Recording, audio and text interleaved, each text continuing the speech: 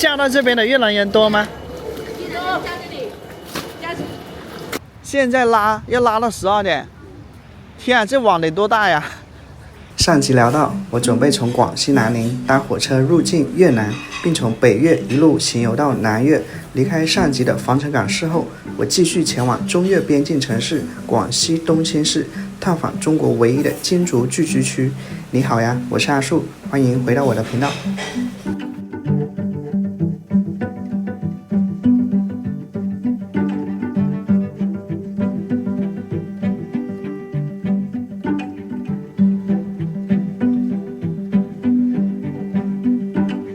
再见了，防城港，中越边境城市东兴，我们继续出发。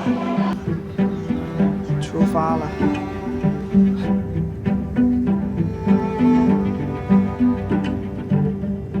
朋友们，经过约20分钟啊，从防城港市来到了边境城市东兴市啊。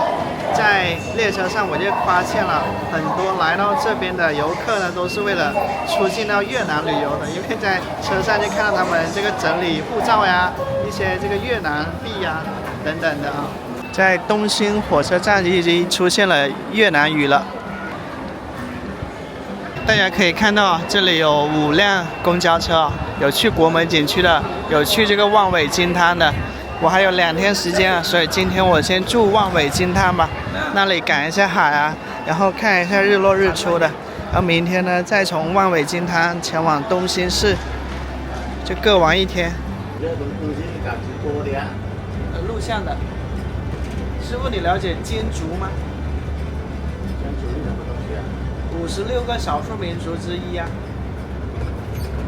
的那个民族，它是说越南话的。啊。他会说越南话。对啊，本来那个金竹就是越南那边过来的呀。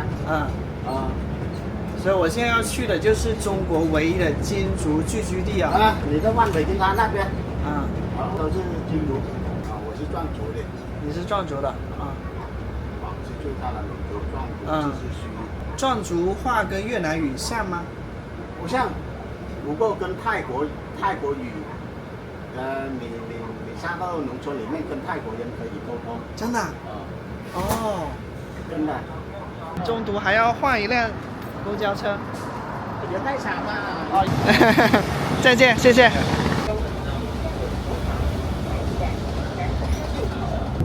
这水道已经刚刚插完苗了。刚才那名出租车司机说啊，他是壮族的。我是广西长大的，但是从小到大我身边的壮族人还是比较少的，接触的也很少，因为我生活的环境主要都是汉族人嘛。然后他就说他们的壮话跟这个泰国乡村的村民是可以交流的。从东兴站到望尾金滩大概有20公里的一个路程。公交车经过30分钟啊，来到了这里。这里其实是一个岛屿上啊，叫金竹山岛。岛上呢就很多的越南美食了哈，越南牛肉面。看一下金竹博物馆吧，因为现在还比较晒嘛，所以的话逛一逛，先了解一下这里的历史文化，然后再看它的美食，看它的风景，看它的生活方式，就有更深刻的理解。金竹的传统服饰，墙上的壁画。越南常见的这种帽子啊，竹编的帽子啊，在打鱼。金竹是我国的海洋民族，也是广西12个世居民族之一。根据第7次人口普查，金竹现有人口约3.31万人，主要分布在中国广西壮族自治区东兴市江平镇辖区的乌头、三星、麦尾3个海岛上俗称金竹山岛。历史上，金竹有安南、越族等称呼。1958年5月，经国务院批准，定名为金竹。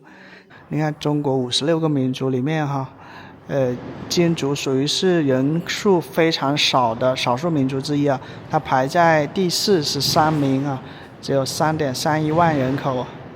过去金竹山岛没有陆路可通岛上居民长期缺粮，生活困苦。就是未被以打鱼为生。直到上世纪70年代，金族人民和汉、壮、瑶等各族同胞一起围海造田，自此与大陆相连通成了一片。这不仅增加了耕地，也极大的方便了金族聚居村落的交通，促进了与周边民族的经济文化交流。许多外地商户也来到这里投资养殖，周边形成了万亩养殖场。这次来没带航拍啊，我们先看一下吧哈。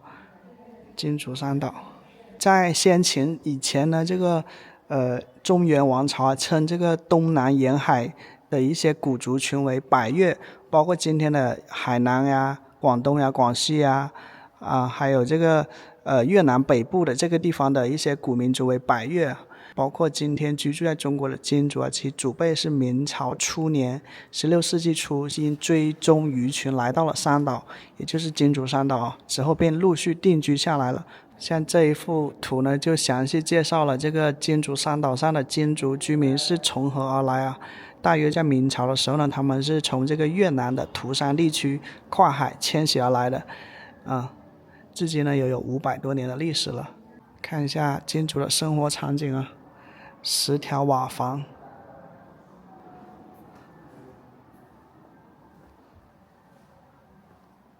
经过了数代的一个更迭，他们的住宅呢也发生了变化。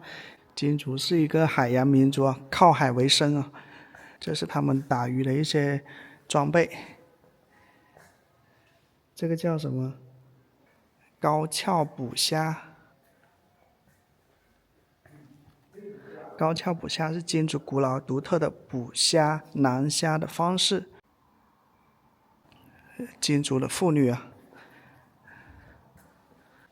赶海，金族巴罗，金族拉大网捕鱼，金族拉大网捕鱼，采高跷捕虾，金族拉大网捕鱼，出海打鱼，向海而生，对虾养殖啊。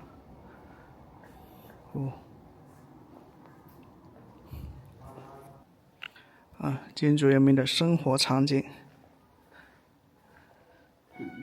看这一桌山珍海味啊，叫香煎红鱼、四方木台、凉拌海蜇皮、白灼虾菇，各种寺庙。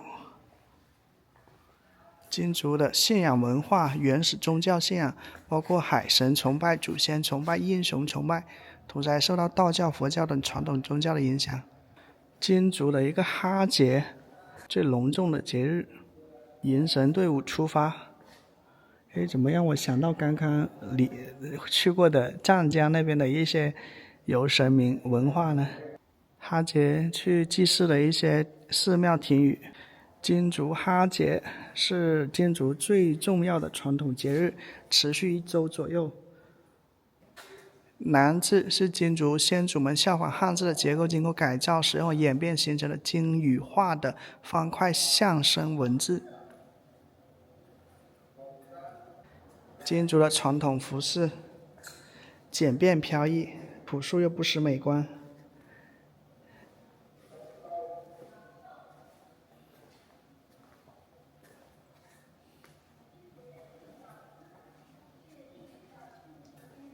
金族的美女，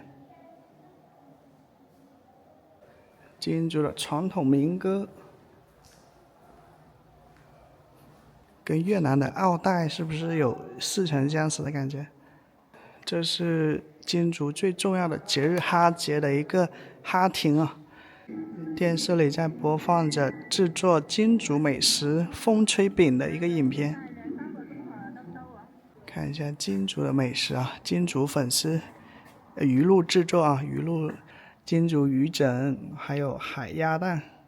哈节上做模型上的金族美食啊，全是海鲜大餐啊，采高跷啊，很娴熟啊。这里花虾、石斑鱼、龙虾、带子螺、贵妃螺、平虾、花蟹、香螺、沙虫，对虾养殖。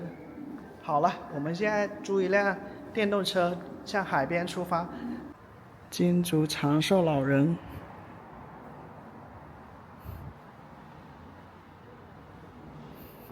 海边的这些高高的楼房拔地而起啊，他们将是未来的一些高档公寓啊，这个滨海公寓、海景房啊，椰子树，哎，这样我有种海南即视感啊，像我在三亚的那个感觉。酒店开箱，这个跟订房软件上的图片差别太大了，这一次踩坑了。我刚才在楼下应该不付钱给他的，应该是先看房再付钱的。这一次比较着急了，涨潮了。这就是万尾金汤了，金汤2个金族男女的雕像。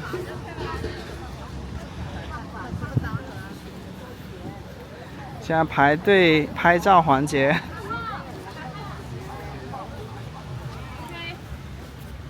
这里呢会看到很多妇女揽客啊，体验这个当一回渔民的乐趣。一个人多少钱？这里有个大海蜇。哦呦呦呦！走！哇！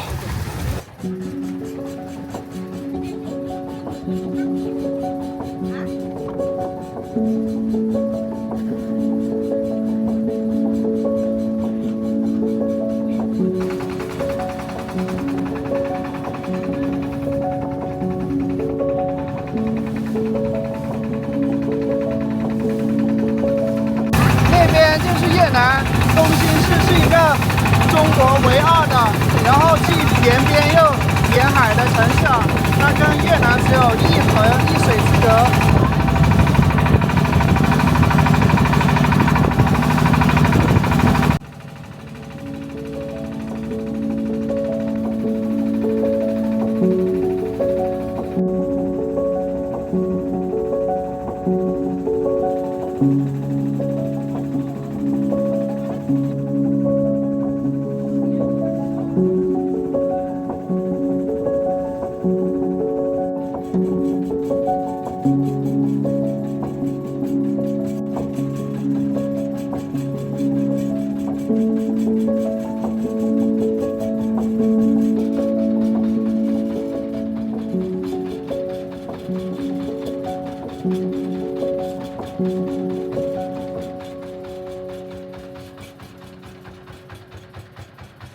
船开了有约10分钟吧，就开到了一个距离海岸大概2公里的一个海平面上。现在船夫就把这个渔网往海里面撒。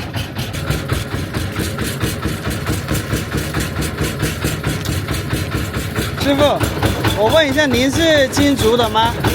金族的，做这一个工作多久了？啊，50年，做了50年了。打鱼50年。56岁要打，现在了66岁了啊，今年66岁了，我们祖祖辈辈靠打鱼的啊。您是不是也会说越南语？肯定啊，说过越南啊。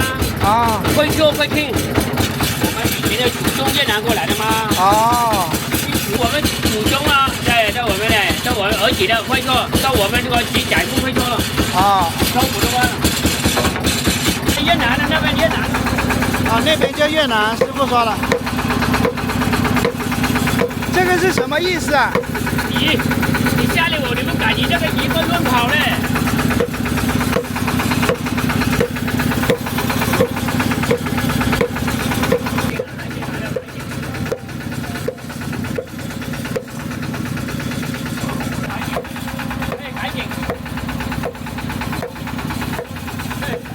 海景，海走，把人家走进过来。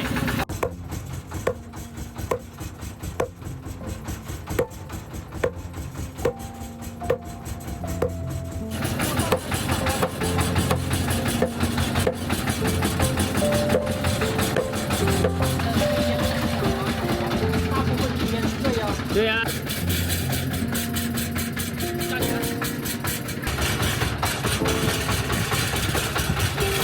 一个螃蟹。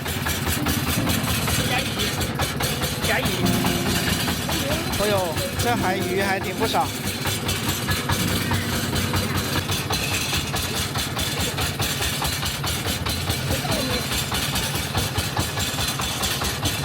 看看到那个白船了没有？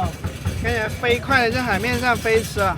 然后师傅告诉我，他们是这个海警啊，是为了巡逻、执行任务巡逻，防止这些走私犯从越南这个偷渡一些香烟拿到国内去贩卖嘛。因为越南烟呢，比较便宜嘛，因为国内的烟咱们知道很多是税啊，所以他们从越南拿到的烟10块钱成本，可能能在这个东西能卖到30块钱一包啊，它利润还挺大的，所以有利可图的话，一些人就铤而走险嘛。这里离越南非常近了。这是花蟹。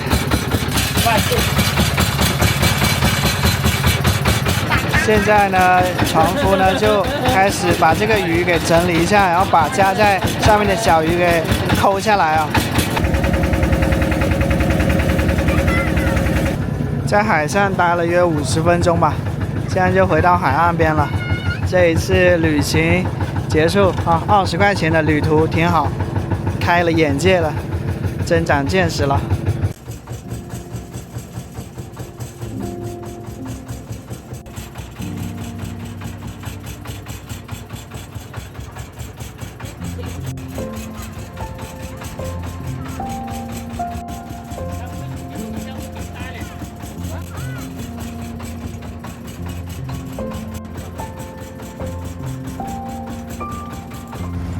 哦，直接把船拖到岸边。哦，这就是捕鱼的一个工具啊。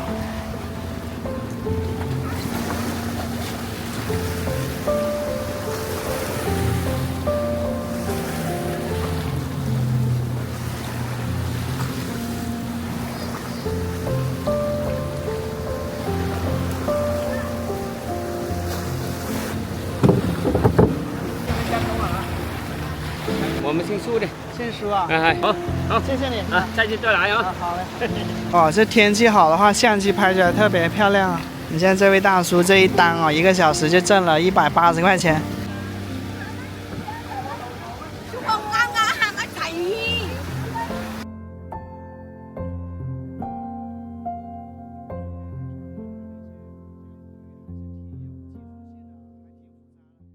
几岁开始捕鱼的？我小小就开始捕鱼了。小小就开始了。在金竹三岛啊，好多地方都能看到戴着这个帽子的妇女到处揽客。出海捕鱼吗？出海捕鱼吗？越南鸡粉15块钱的越南鸡粉啊，这个是肉卷肠。饿坏了，中餐没吃，现在下午的5点了。刚才在海里面的时候，我就感觉饿得不行。哇，这个粉好清淡呀！你看，这个鸡肉挺嫩的，收获好多呀。兰花蟹，还糟嘞。nó còn lao nó la rồi phải không? Thì chân mũi cổ qua ta 55一斤。phải cuốn à? Em ký được rồi. Tay về mua thôi là đéo chết mẹ.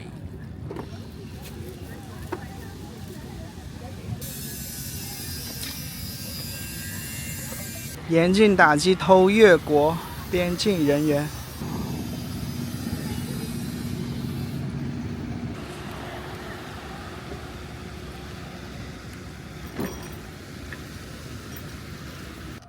这是金竹三岛上村民修的房子，还挺有钱的啊！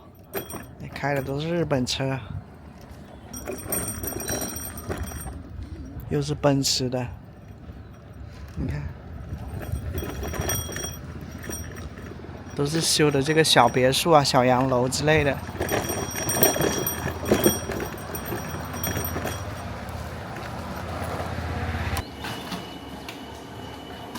嗨，你好，没见过这个，这个是什么呀？请问一下。海蜇。海蜇是吧？哦。吃啊。哦，现减肥。出国啊，反正就有。哦，卖出国。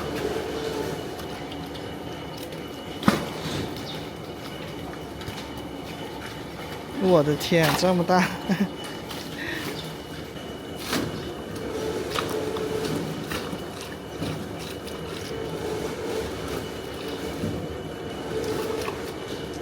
大姐，像你们平时说的话是什么语言呀？白话。白话。你们是不是也会说越南语呀？汉族的哈。这边金族人是会说越南语的哈。越南语。哦。他是越南人。对。那我是越南的，嫁到这边啊。嫁到这边来了。没时间。我的结婚这边的30多年了。哦。好多越南人来这里了。嫁到这边的越南人多吗？越南人嫁这里，嫁中心这里啦，上海、到我啦。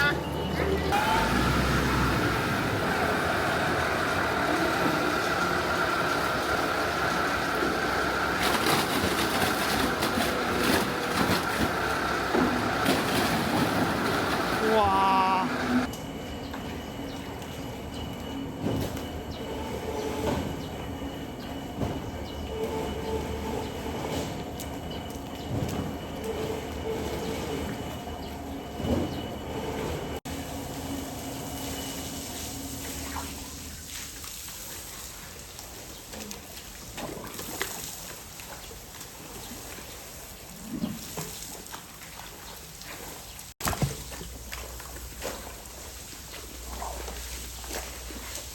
跟那位大叔聊了一下，这个东西是要卖到，说是东北的，那个也有卖出国的，好像是2块钱1斤吧。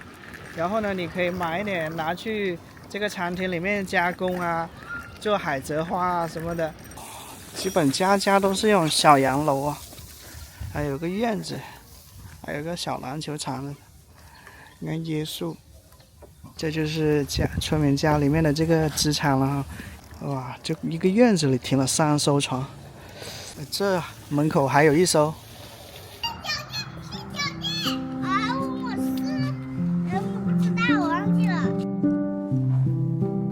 还是什么族的呢？酒店，我是汉族的，我想拍2张。对它。这人怎么点的？现在已经开机了。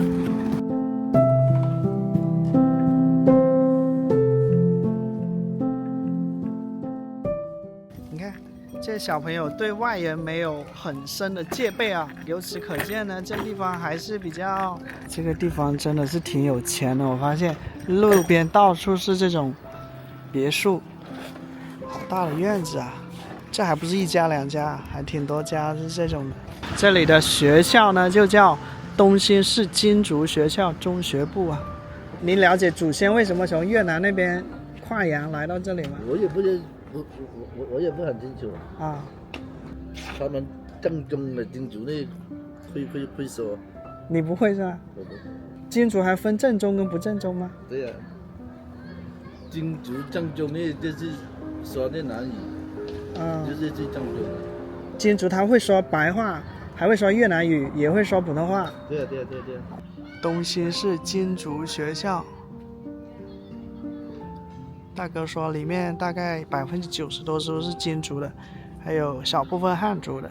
这些都是自建房哦，你看自建房都建了那么高。哈节是金族最隆重的节日，然后在哈节这一天呢，就会去到哈亭那里进行祭拜。这里是民族同心园，南国风光，盛记耀边疆，哈亭文化光荣颂金岛，海红豆一棵古树，树龄90年，出海捕鱼游玩观光，营业了，开始营业了。啊，这里是东兴市江平镇麦尾村党群服务中心，南国相思树，树龄230年，这棵百年车缘树，大榕树，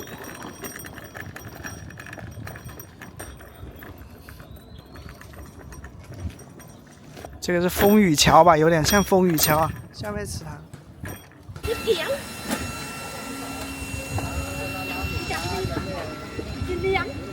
前面有万伟海鲜农贸市场啊，要去看一下。刚才那个海蜇的场面，着实把我看惊了。芒果怎么卖啊？13一斤。这里说是一个村啊，感觉，但是它的建制感觉像一个镇一样，一个乡镇一样。你看这些村民建的房子，又高又大。冇嘅，叫呢個小5塊咋？什麼魚？烏雞婆，有啲大湯嘅。你看這個，啊，要10塊錢一斤。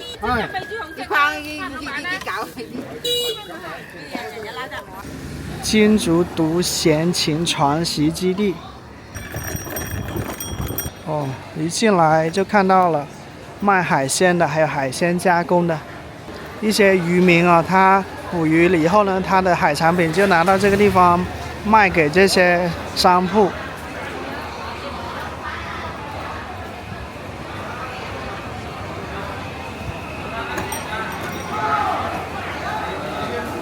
哦，各种的。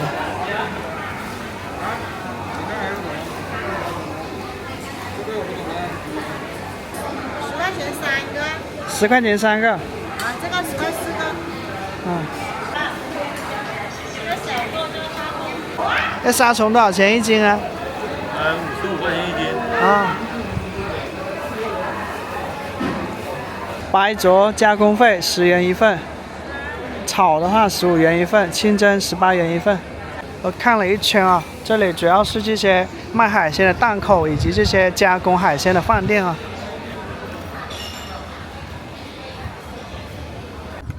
好多游客慕名而来啊，来这个海鲜市场。